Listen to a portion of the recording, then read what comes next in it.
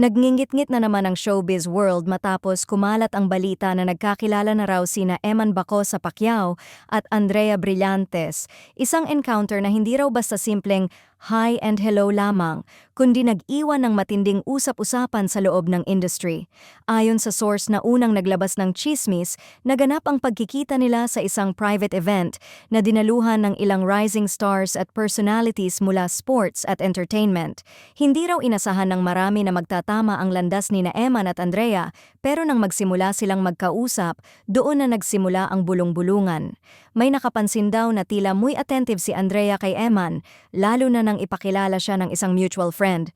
Habang si Emma naman, na ngayoy mas nagiging visible sa media, ay halatang na starstruck pero cool at composed pa rin daw sa harap ng aktres. Pero mas ikinainit ng usapan ang claim ng ilang nakakita sa kanila na nagtagal daw ang kanilang usapan at mukhang interested talaga sila sa isa't isa.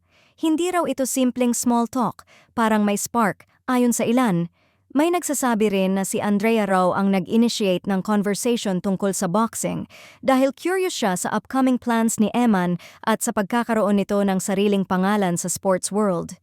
Samantala, very gentleman naman daw si Eman at mukhang nagustuhan ang pagiging palakausap at straightforward ni Blythe. At gaya ng inaasahan, hindi nakaligtas ang dalawa sa mga tanong. May something ba agad? Friendly ba talaga o may halong kilig? Para sa ilang observers, interesting umano ang timing. Habang nagsisimula ng gumawa ng ingay si Eman sa public eye at si Andrea naman ay kilalang malapit sa circle ng influencers at celebrities. Kaya marami ang nagdodrawing ng sariling konklusyon. May ilan pang nagsasabing tila naging makabuluhan ang unang pagkikita nila, lalo na't hindi raw sila naghiwalay nang hindi nag-exchange ng contact details. Kung anuman ang tunay na nangyari, malinaw na ang usap-usapan.